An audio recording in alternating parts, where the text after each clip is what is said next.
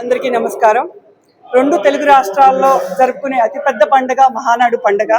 ఈ 44వ మహానాడు పండుగ 2026 సంవత్సరం 1845 క్లస్టర్లో ఆంధ్ర రాష్ట్రం అంతటా కూడా ఒక పండుగ వాతావరణంలో గ్రామ పార్టీ ప్రెసిడెంట్లు అయితేనేంటి, నియోజకవర్గ కార్యకర్తలు, ఎమ్మెల్యేలు, ఎంపీలు అందరూ కూడా వర్చువల్గా హైబ్రిడ్ విధానంలో మొట్టమొదటిసారి మా అధినాయకుడు నారా చంద్రబాబు నాయుడు గారి ముఖ్యమంత్రి వర్యుల ఆదేశానుసారం, మా నియోజకవర్గ ఎమ్మెల్యే నారా లోకేష్ గారి ఆదేశానుసారం, ముఖ్యంగా మన దుగ్గిరాల మండలంలో వేలాది మంది మన తెలుగుదేశం సైనికులు అందరూ కూడా ఈ కార్యక్రమానికి అటెండ్ అవ్వటం, పెద్ద ఎత్తున మహిళలు, యువత, సీనియర్ నాయకులు అందరూ కూడా అభిమానులు అటెండ్ అవ్వటం, ముఖ్యంగా ఈ మహానాడు ఈ మొట్టమొదటిగా ఇలా ఇంతవరకు ఎప్పుడు కూడా మనము నెల్లూరు వెళ్తాము, రాజమండ్రి వెళ్ళాము, తిరుపతి వెళ్ళాము, లక్షలాది మంది తరలి వెళ్ళటం జరిగేది.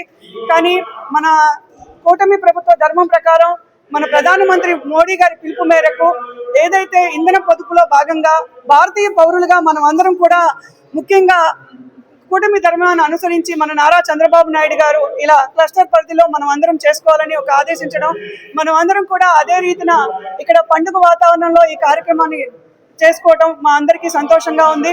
తెలుగుదేశం పార్టీ వ్యవస్థాపక అధ్యక్షులు స్వర్గీయ నందమూరి తారక రామారావు గారు ఆ రోజు 44 సంవత్సరాల క్రితం పార్టీ ఆవిర్భవించినప్పుడు ఏ రకంగా కథనోత్సాహంతో తెలుగుదేశం నాయకులు, కార్యకర్తలు, ప్రజలందరూ ఆయన పిలుపు మేరకు అతి తక్కువ కాలంలో 9 నెలల కాలంలో ఇంతవరకు చరిత్రలో ఏ నాయకుడు సాధించలేనంతగా, ఆ చరిత్రను తిరగరాయలేనంతగా మా నారా చంద్రబాబు నాయుడు గారు ఈసారి కూటమి ప్రభుత్వం అధికారంలోకి రావడం, అలాగే మా నియోజకవర్గ ఎమ్మెల్యే నారా లోకేష్ గారి ఆదేశానుసారం ఇక్కడ వేలాదిగా మన మంగళగిరి నియోజకవర్గంలో సుమారుగా 12 క్లస్టర్లు ఉన్నాయి. ముఖ్యంగా మన దుగ్గిరాల్లో 2 క్లస్టర్లు ఏర్పాటు చేసుకోవడం జరిగింది.